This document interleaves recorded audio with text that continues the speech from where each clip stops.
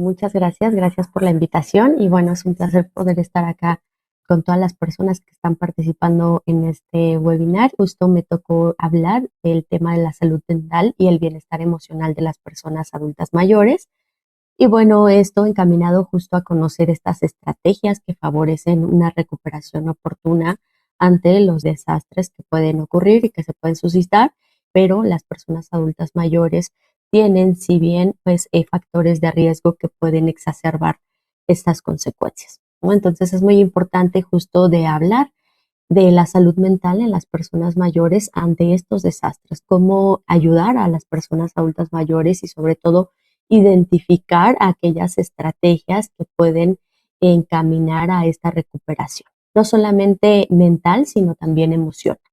Entonces, bueno, pues sin duda, ya como han ido comentando a lo largo del webinar, pues los desastres, sabemos, pueden modificar de forma repentina las condiciones de vida de todas las personas en cualquier grupo de edad o en cualquier grupo etario de las personas, pero sí, como mencionaba, particularmente en las personas mayores, se pueden enfrentar a situaciones como aquellas que no visibilizamos. Entonces sabemos que si bien la alimentación, el estado de salud de la persona y demás, pero específicamente en la población de personas adultas mayores, las personas tienen una rutina, incluso pues en muchas veces diferente a la de otros grupos etarios. Entonces, estas personas, por ejemplo, algunas, no todas, eso es importante mencionar, pues tienen ya algún tratamiento específico en cuanto a alguna enfermedad no transmisible crónica, por ejemplo. Entonces, cuando surgen este tipo de situaciones, y les decía, a veces no visibilizamos esas consecuencias, hay una interrupción incluso en sus tratamientos, ¿no? En este caso, pues vemos también muchas veces la pérdida de vivienda, la separación de sus redes de apoyo, que aquí hay algo importante también mencionar, ¿no? Cuántas personas adultas mayores también están viviendo solas. Entonces, lejos de esta separación de redes de apoyo, es evidente que su entorno se ve totalmente colapsado. Y bueno, pues sin duda hay cambios bruscos en sus rutinas o dificultades justo para acceder a diferentes servicios. Y por supuesto, aquí hay que mencionar, vivimos en una diversidad de las vejeces. No solamente hablamos de algo totalmente homogéneo, sino que cada persona está viviendo su vejez de forma totalmente diferente, ¿no? Entonces, muchas personas están con oportunidades, ¿no?, en donde a lo mejor económicamente, de salud, están bien, pero otras personas pues a lo mejor están viviendo en situaciones de pobreza, a lo mejor no cuentan con algún trabajo formal o bien no tienen estas redes de apoyo. Entonces vivimos y estamos expuestos a que muchas personas adultas mayores vivan esta vejez de una forma totalmente diferente. Entonces es por ello que cada persona va a ser diferente el trato que debemos de dar ante estas situaciones de desastre. Con ello, pues vuelvo a mencionar, no todas las personas mayores lo viven de esta o de la misma forma estas situaciones ante el desastre. Evidentemente, por esto que acabo de mencionar, que cada quien vive su vejez de forma totalmente diferente, con oportunidades y con desigualdades también totalmente diferentes, ¿no? Entonces, es por ello que estas situaciones no se viven de la misma forma y bueno, es importante mencionar que esta respuesta ante estos desastres que pueden suceder siempre está relacionada con su salud, con sus experiencias, con sus vínculos, con sus recursos y sobre todo estas condiciones sociales en las que se han ido desarrollando. Esto pues va encaminado a lo que es el enfoque de curso de vida.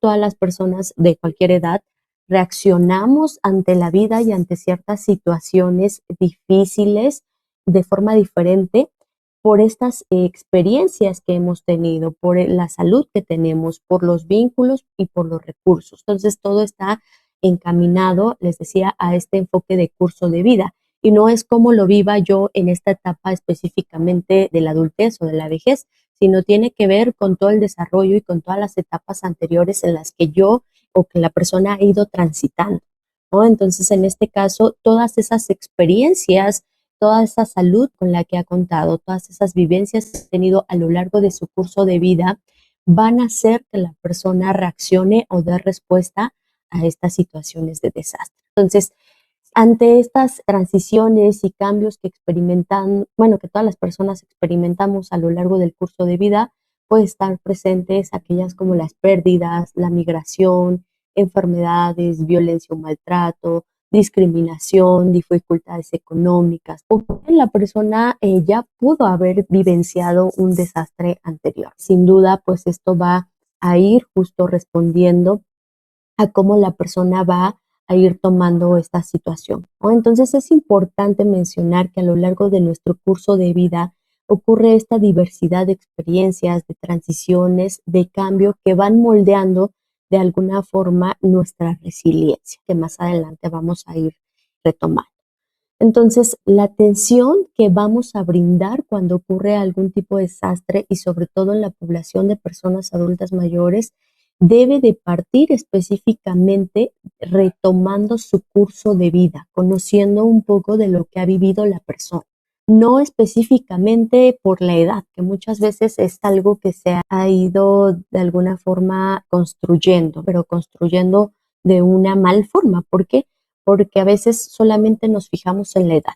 Como es una persona mayor, tenemos estos estereotipos de ya no puede, pobrecita, en este caso, pues mucho que se nos ha dicho, es vulnerable, entonces necesita toda la ayuda, necesito hablarle de una forma específica. Y no, en realidad la edad no tiene por qué ser el motivo de la atención. Siempre debe de partir del conocer cuál ha sido la experiencia que ha tenido la persona, cuál es su situación, su curso de vida, su historia que está viviendo la persona, porque les decía, no todas van a tener esta misma respuesta ante estos desastres. Esto va justo relacionado a que las personas, esta diversidad que tenemos en las personas adultas mayores, pues viven historias totalmente diferentes. Entonces son totalmente heterogéneas estas vivencias, ¿sí? Entonces, el ejemplo que les pongo es 2 personas de la misma edad pueden reaccionar de forma completamente diferente ante una emergencia, porque a lo mejor una persona puede contar con buena salud, con una buena funcionalidad, con una red familiar cercana, con recursos económicos, con experiencias previas de afrontamiento de alguna u otra situación, o bien otra persona puede estar a lo mejor con aislamiento, con pérdidas recientes, con enfermedades o tratamientos, con problemas económicos, con alguna discapacidad o con escasas redes de apoyo. Entonces, este es el ejemplo, lo que quiero aterrizar justo de esta diversidad que puede existir en las personas adultas mayores. Por tanto, no podemos brindar la atención únicamente por la edad o por ser una persona mayor, sino tenemos que brindar por la situación y con un enfoque de curso de vida en el que esté atravesando y en el que ha atravesado la persona. La edad no se determina por sí misma o no determina la vulnerabilidad de las personas. Entonces, esto que mencionaba hace un momento es que muy comúnmente hemos escuchado que las personas adultas mayores son vulnerables. Y entonces se nos dice justo que a partir de los 60 años ya se convierte en un grupo vulnerable. Y no, no es la edad lo que lo hace vulnerable, son las condiciones en las que va viviendo y las que va atravesando la persona que va creando esa vulnerabilidad. Y mucho de eso parte justo desde nosotros como sociedad, cómo vamos tratando a la persona y cómo vamos construyendo esa vulnerabilidad de la persona, ¿no? Entonces, mucha de esta parte de la vulnerabilidad tiene que ver con las desigualdades, ya decía, que ha atravesado la persona a lo largo de su curso de vida, pero también es muy cierto que cuando la persona entra a esta etapa de la vejez, vienen muchos estereotipos y prejuicios y el trato de la sociedad hacia este grupo es diferencial. Entonces empezamos con estas desigualdades de discriminación, de maltrato, de violencia, incluso de este aislamiento, de aislar a la persona mayor simplemente por la edad o bien por las situaciones que se puede encontrar, si alguna discapacidad, alguna enfermedad. Entonces, quiero sí justo marcar esta parte de que la vulnerabilidad no inicia a partir de los 60 años o no inicia a partir de la edad, sino de las condiciones que se van presentando a lo largo de esta etapa de vida y sobre todo las desigualdades que como sociedad vamos construyendo, ¿no? Entonces, no debemos de asumir que una persona es vulnerable simplemente por ser persona mayor. Siempre es importante o necesario identificar en qué condiciones concretas se encuentra la persona y sobre todo cuáles son los riesgos que pueden exacerbar esta vulnerabilidad. ¿Por qué es necesario identificarlo? Porque ante una situación de desastre, primeramente sí debemos de saber si la persona vive sola o no, o tiene en su entorno familiares o redes, o bien si la persona tiene estas personas significativas, importantes para saber a quién llamar en dado caso que ocurra alguna situación.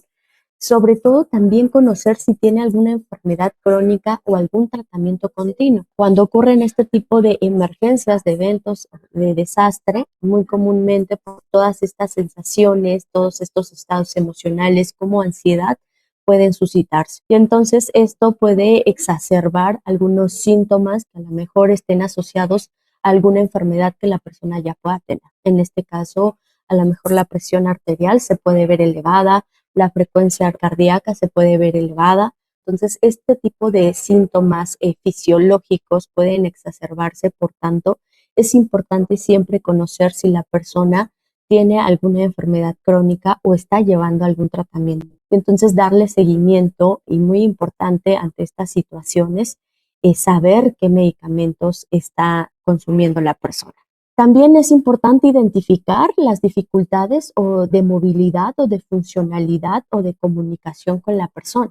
Les decía, cada persona es totalmente heterogénea, pero sí debemos de asegurarnos, por ejemplo, que la persona cuando le estemos hablando me esté escuchando, que no tenga alguna disminución auditiva o alguna capacidad auditiva, ¿no? Que pueda estar impidiendo que la persona me pueda o nos pueda estar escuchando.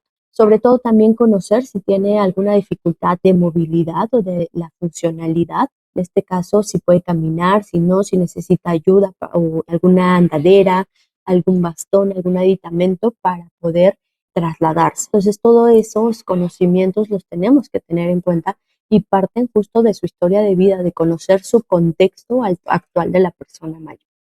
Y bueno, tanto los riesgos en este caso pueden exacerbarse como la pérdida de vivienda o de recursos económicos, si tiene alguna dependencia de servicios que a lo mejor fueron interrumpidos, o bien el tipo de vivienda o la zona en donde habita la persona. Es importante también ir identificando si la persona está en alguna zona en donde no tenga acceso a estos servicios. Bueno, pues ahí se tendría que agilizar la atención.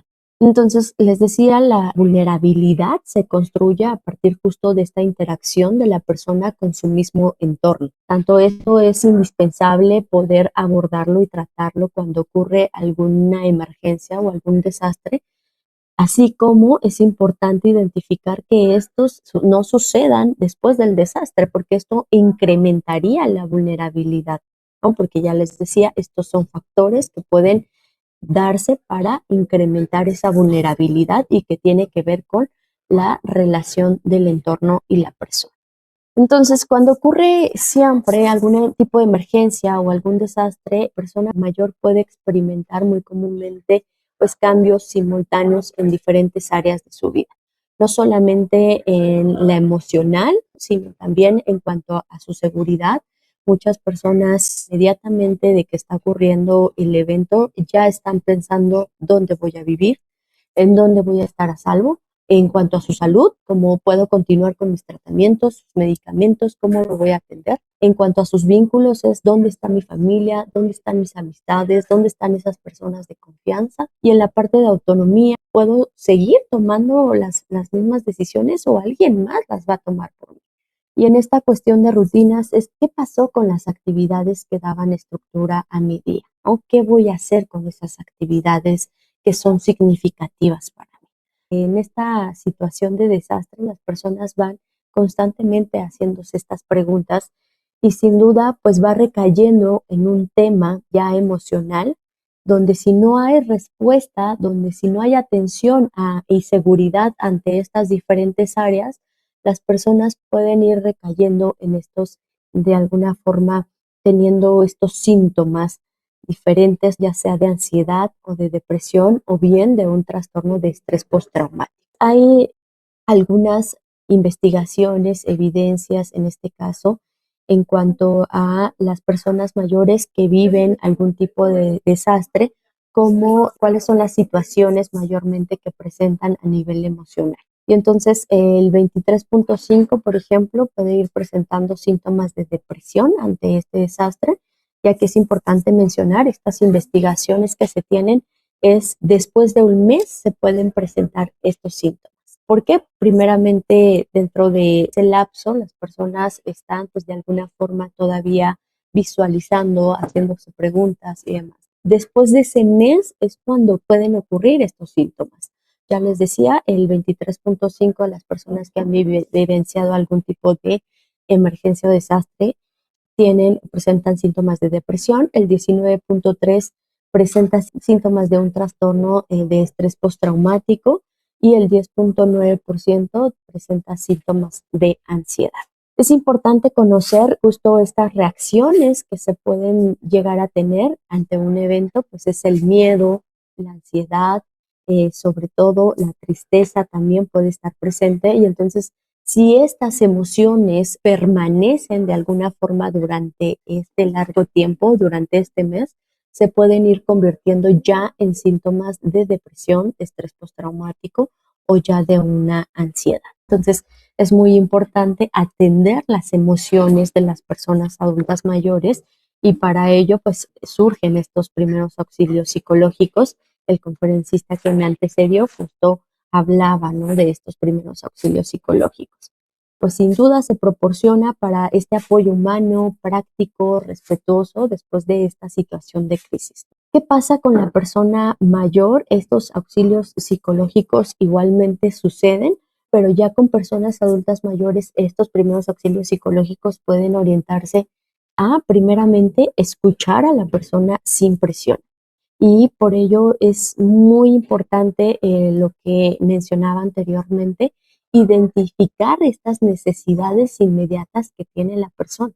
Muchas personas pues cuentan con o tienen ya alguna disminución auditiva, alguna discapacidad auditiva, y entonces ante estas situaciones pues muchas veces no alcanzaron a ponerse el aparato para poder escuchar o tener esta comunicación. Entonces, si yo me percato que la persona tiene una discapacidad auditiva y que no tiene a lo mejor el dispositivo que ella usaba, pues es importante ahí crear estas estrategias inmediatas para poder comunicarme con la persona y poder escuchar a la persona y sobre todo que la persona pueda también informarse. ¿Por qué? Porque voy a orientar o la primera también de estos auxilios psicológicos es orientar con información clara a la persona. Entonces tengo que estar teniendo estas diferentes y creando estas diferentes estrategias para poder comunicarme con la persona y para poder orientar. Es importante que si la persona cuenta ya con familiares o con redes de apoyo, se conecte con esta familia. Entonces, hablarles, llamarles, en este caso, para hacerles saber o hacer de conocimiento de la situación que se encuentra la persona. Y sobre todo, y muy importante, siempre favorecer la seguridad y la calma con la persona. Ajá, eso es uno de los principales puntos que debemos de tener en cuenta, de darle esa seguridad a la persona. Si yo le doy a la seguridad a la persona desde que yo le estoy hablando, desde que puede contar conmigo, la persona puede bajar estos niveles de estrés, de ansiedad que está presentando en este momento. ¿Cómo le brindo esta seguridad? Bueno, a través de la empatía, por supuesto, pero también de la comunicación que yo estoy externando con la persona. Si yo soy una persona que en mi comunicación le estoy tratando como niño o como niña a la persona, si a lo mejor le estoy gritando a la persona, en ningún momento voy a expresar esa seguridad. No va a sentir esa seguridad la persona conmigo. Entonces, desde ese momento va a haber otro segundo, digamos, criterio para que la persona pueda verse alterada o pueda presentar una crisis mayor. Una vez ya está vivenciando, ya está viviendo esta situación de crisis y si yo además le estoy gritando o le estoy maltratando, en este caso a través de mi comunicación, pues no voy a brindar esa seguridad, ¿no? Entonces, todo lo contrario, tengo que saber cómo comunicarme con la persona, crear estas estrategias, identificar estas necesidades y que mi comunicación siempre sea tranquila y dándole esa calma a la persona. Si yo transmito esto en mi comunicación, voy a hacer que la persona se va a sentir segura, se va a sentir en confianza. Entonces es importante también en este aspecto fortalecer siempre sus propios recursos para afrontar la situación. Entonces, si la persona a lo mejor me está diciendo que es importante comunicarse con su familia, si es importante a lo mejor tener a su mascota, porque hay diferentes, les decía, diferentes situaciones de cómo las personas responden a estas crisis, pues sí tener en cuenta y sobre todo fortalecer esas líneas que me está expresando la persona. Entonces, ¿cómo nos podemos comunicar con una persona mayor después de un desastre y cuál sería la forma correcta de acercarnos para poder facilitar esta recuperación y no dificultarla? Pues siempre es recomendable hablarle directamente con la persona. En este caso, no solamente expresarnos verbalmente, sino también utilizar esta comunicación no verbal, desde a lo mejor no abrazarla, como decía el conferencista que me antecedió, no abrazarla, pero sí a lo mejor hacerle conocer a la persona que estamos ahí, que todo va a estar bien en este caso, y siempre hablarle y preguntarle qué es lo que necesita, cómo le podemos ayudar. Y alguna de las principales, digamos, herramientas, estrategias para que la persona se sienta que estamos ahí, que no está sola, es escuchar esas preocupaciones y sobre todo también darle esta información clara y suficiente. Y cuando demos esta información clara y suficiente, verificar que también haya comprendido la información. Y en todo momento siempre hacer valer y respetar sus decisiones y sus derechos. No tomar decisiones que a lo mejor la persona en ese momento no quiere. ¿Vale? Entonces eso es lo más recomendable. ¿Qué es lo que debemos de evitar en nuestra comunicación con la persona? Infantilizar. Muy comúnmente, al ser personas adultas mayores, hoy en día se está llevando una discriminación y un maltrato. Esto se le conoce como maltrato psicológico cuando infantilizamos a través de nuestra comunicación a la persona, ¿no? En este caso, ¿cuál sería una infantilización? Por ejemplo, decirle mi niña o mi niño, aquí estamos, o a ver, préstame tu manita, todo va a estar bien, o a ver la cabecita, préstame tu bracito, ¿no? A ver tu manita. Este tipo de vocabulario cae en una infantilización hacia la persona. Y la persona lo menos que necesita en ese momento es infantilizar.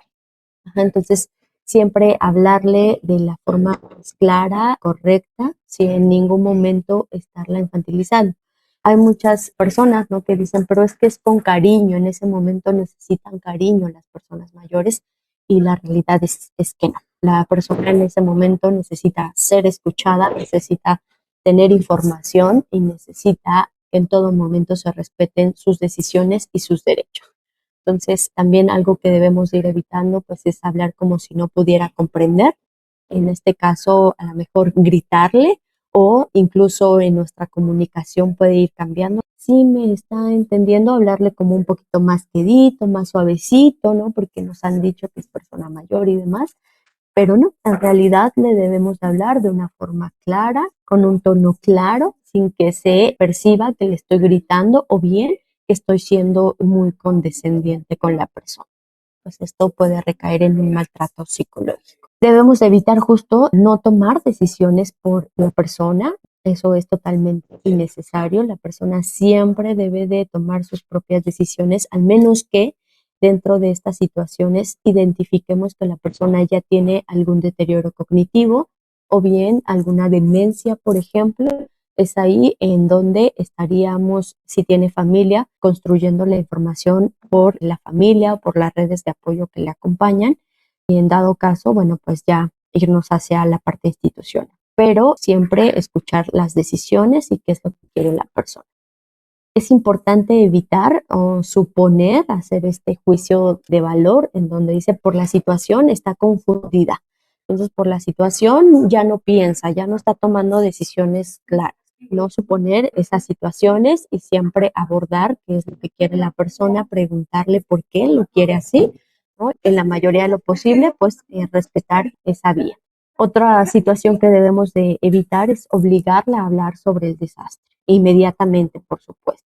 Entonces, si la persona no quiere hablar en ese momento, es importante dejar que pase unas horas, incluso unos días, para que la persona pueda estar mucho más tranquila y poder hablar nuevamente de qué ha pasado. Entonces, un desastre puede hacer que una persona pierda temporalmente el control sobre aspectos cotidianos de su vida. Por ello es importante siempre permitir participar en decisiones tan básicas como con quién quiere permanecer, qué necesita primero, a quién desea contactar, qué actividades quiere recuperar, qué tipo de ayuda considera útil. Y a través de estas preguntas, pues sí, dar el apoyo ante estas situaciones. Y justo dar apoyo no significa sustituir su capacidad para decidir.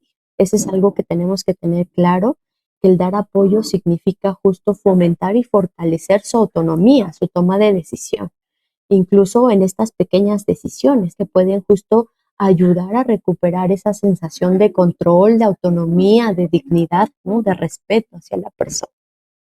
¿Qué podemos hacer antes, durante y después? Antes, pues preparar, ¿no? Conocer las redes de apoyo, ya decíamos, los medicamentos, el tratamiento que tiene, las enfermedades que a lo mejor está presentando, cuáles son las necesidades de salud, quiénes son sus contactos, cuáles son sus recursos disponibles. Ya durante nos vamos a enfocar a proteger y acompañar a la persona, garantizarle esta seguridad, atender esas necesidades básicas. ¿Cuáles son las necesidades básicas? Alimentación, vestido, baño, toda la parte de higiene, la parte emocional, también su necesidad básica es que alguien escuche, que alguien la acompañe, que alguien esté ahí. Y entonces también pues es brindar información y favorecer justo si es que así lo tiene y es que así lo desea la persona, favorecer este contacto con personas significativas. Es muy de valor y muy importante para las personas. Entonces, después, pues es importante recuperar y dar seguimiento, favorecer su rutina, su autonomía, sus vínculos, identificar estas señales de alerta y sobre todo facilitar la atención psicológica cuando sea necesario. Algo importante que les mencionaba al inicio de la presentación es algo que se rompe totalmente con estas emergencias y estos desastres son las rutinas. Y a veces estas rutinas son lo que le da valor y lo que le da sentido a la vida de la persona. Entonces es importante poco a poco ir recuperando y favoreciendo esas rutinas, pero algo que siempre tenemos que ir respetando, les decía también, son los vínculos, identificar también estas señales de alerta que a lo mejor yo pueda ver que la persona sigue a lo mejor muy constante y todo el tiempo con estos síntomas de tristeza o bien de ansiedad.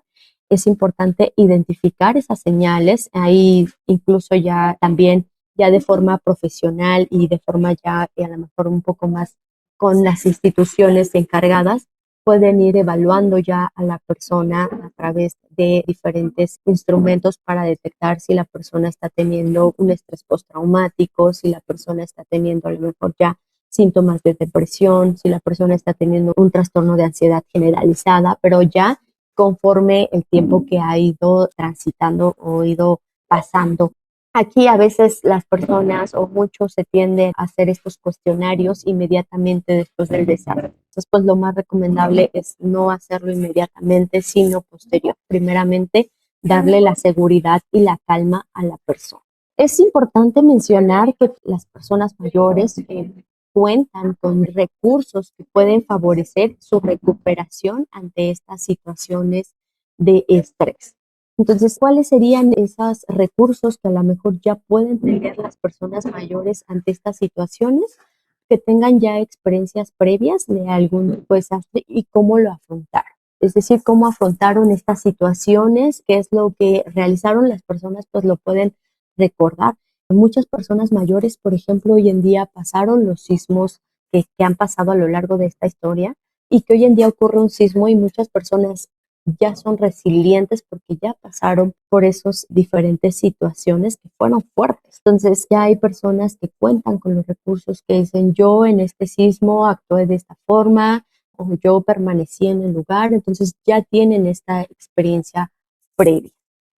También pues es uno de los recursos que favorecen a su recuperación es aquellas personas que tienen redes familiares, amistades o bien comunidad cercana, vínculos fortalecidos, que tengan ya conocimientos y habilidades desarrollados a lo largo de la vida, por supuesto, y es muy importante pues la capacidad para tomar sus decisiones. Esta participación social que también puede ser una estrategia que también las personas utilizan, el estar ayudando a más personas, incluso puede favorecer esa recuperación.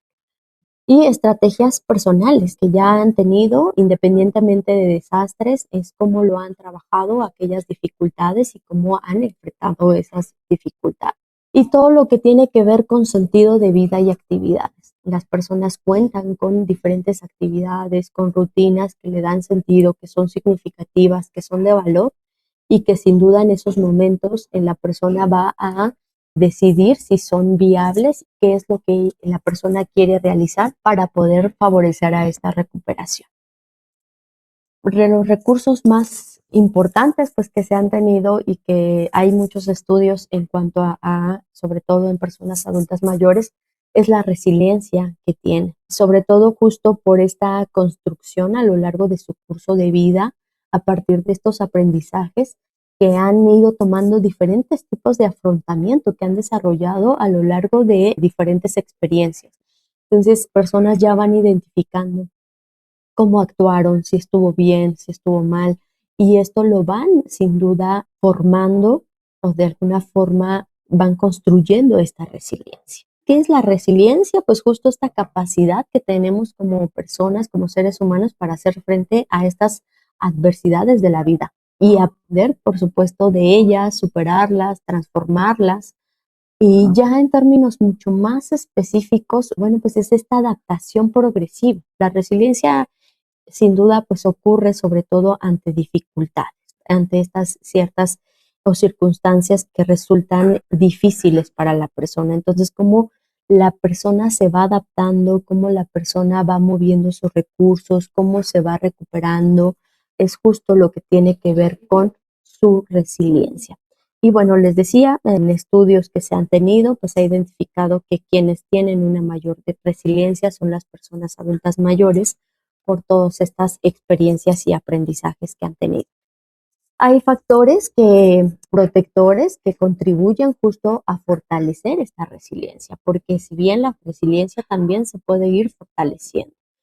Y pues hay factores protectores como la confianza y la seguridad personal, la benevolencia y la compasión, lo que tiene también que ver mucho con la empatía, la libertad que tenga la persona, sobre todo vivir sin ningún prejuicio, sin estereotipos, en este caso, que la persona tenga también expectativas realistas, es un factor protector para fortalecer esa resiliencia. La gestión de emociones es muy importante. En esta cuestión de cómo gestionar nuestras emociones, pues muy comúnmente no nos han enseñado a gestionar estas emociones y esto es un factor protector justo para construir esta resiliencia. Pues antes no se hablaba justo de esta tensión psicológica, no se hablaba de la tensión emocional. Entonces también son factores que desde etapas previas, desde la infancia, desde la juventud, desde la adultez, podemos ir formando, sobre todo para esta etapa de la vejez, pues tengamos una gestión de las emociones mucho más fortalecida. La parte de la autoestima, ya decía, de la empatía, de esta extensión de redes de apoyo. Y ahí lo vemos con la soledad no deseada, como personas, incluso aunque tengan redes de apoyo, se siguen sintiendo solas. Entonces siempre es procurar que estas redes de apoyo sean significativas, sean de valor para la persona. Y pues esta disciplina y sentido de responsabilidad también va creando y va construyendo esta resiliencia. Es importante mencionar pues que no todas las personas mayores necesitan el mismo nivel de intervención. Por esto que les mencionaba al inicio, no todas las personas tienen ni cuentan con los mismos recursos. Es totalmente heterogénea la experiencia que están teniendo, la vida que están teniendo, la etapa de vida que están viviendo. Entonces, dado esta situación, algunas personas pueden beneficiarse a lo mejor principalmente de darles seguridad, de darles de información o que estén con sus redes de apoyo. pero otra persona puede no requerir esta seguridad, ni esta información, ni estas redes de apoyo. Para ella es darle seguimiento, darle un apoyo psicológico, darle psicoeducación, ¿no? A lo mejor en este tipo de ya terapias psicológicas mucho más profundas. Y alguna u otra persona va a necesitar solamente a lo mejor una evaluación y atención especializada en salud mental. Es decir, o puede ser completamente diferente, dependiendo de las necesidades y sobre todo del contexto y de curso de vida de la persona. Entonces, la atención debe de irse ajustando de acuerdo a estas necesidades que tenga la persona y no aplicarse de una forma uniforme simplemente por ser persona mayor. Esto es muy importante que lo tengamos en cuenta. Y bueno, es ya para ir finalizando, es importante que esta recuperación oportuna no significa que la persona deje de sentir miedo, de tristeza o preocupación rápidamente. Una recuperación oportuna es simplemente ir recuperando esa seguridad, participar en sus decisiones, reconocer sus capacidades, recibir esta atención profesional cuando la persona lo necesite, fortalecer estas redes, mantener estos vínculos o retomar progresivamente sus actividades. Entonces, a veces lo que ocurre es que tratamos de que la persona deje de sentir miedo, deje de sentir esa tristeza o esa preocupación rápidamente, pero todo es un proceso. Cuando ocurren estas dificultades, estas situaciones de emergencia, de desastre y sobre todo que irrumpe su vivienda, que a lo mejor tiene pérdidas significativas en ese desastre, no solamente a lo mejor de personas, sino de mascotas, incluso de objetos personales, esas pérdidas van creando sin duda un duelo que tiene que pasar y un duelo que necesita tiempo. Y ese duelo tiene que darse con miedo, puede darse con tristeza. Lo importante es estar alerta que este duelo no se viva siempre, que todo este tiempo que transcurre el duelo siga teniendo esta misma tristeza, siga sintiendo ese mismo miedo o esa misma ansiedad, sino que veamos que paulativamente hay una recuperación. Cuando no existe esta recuperación, entonces ya son alertas que nos están diciendo tenemos que ocuparnos para que justo no surjan estos trastornos postraumáticos o bien de depresión o de ansiedad, que son mayoritariamente los que pueden verse ante estos tipos de situaciones. Entonces, durante ese lapso de tiempo es siempre recuperar su seguridad, que la persona recupera su seguridad, que siga participando en su toma de decisiones, que la persona siga decidiendo, porque al final es su vida, la persona debe de darle control a su vida. Reconocer también estas capacidades que tiene la persona y pues darle la atención profesional cuando te necesita. Después de estos desastres, estas emergencias, pues es importante que siga un seguimiento profesional. Es importante darle ese seguimiento y dejar a la persona o dejar paulativamente a la persona siempre y cuando ya haya recuperado su seguridad, progresivamente sus actividades, que se hayan fortalecido sus redes. Entonces, todos estos temas son importantes y es lo que nos va a dar justo la pauta a decir que la persona se está recuperando, que hay esa recuperación mental, esa salud mental, pero también esa recuperación emocional ante este tipo de eventos o de desastres, ¿vale? Entonces, sí, con esto quiero ir concluyendo a la parte de no considerar que todas las personas adultas mayores, por ser personas mayores, por tener 60 años o por vivir en esta etapa de la vejez, la atención se tiene que dar de una forma homogénea. Sobre todo no ir encaminando la comunicación donde la comunicación se vea yendo hacia pobrecita la persona, lo está viviendo mal, ¿no? Porque son cuestiones, ya cuando lo vemos en una comunicación, son cuestiones de maltrato psicológico. Y sobre todo tener estas ideas edadistas que tienen que ver con la persona a su edad ya no va a poder, la persona a su edad ya no puede tomar decisiones, esta persona a su edad ya no va a poder afrontar esta situación, ¿no? Porque hemos visto tantos ejemplos, tantas experiencias de personas que han salido de diferentes situaciones, aún en silla de ruedas, aún con alguna discapacidad, aún sin ninguna red de apoyo, ¿no? Entonces esas personas logran recuperarse, han logrado recuperarse. Entonces no tener estas ideas que tienen que ver con la edad y sobre todo no hacer prejuicios con las personas adultas mayores y evitar justo esta infantilización en nuestra comunicación, sobre todo al dar estos atención psicológica o estos auxilios primeros psicológicos. Entonces, pues muchísimas gracias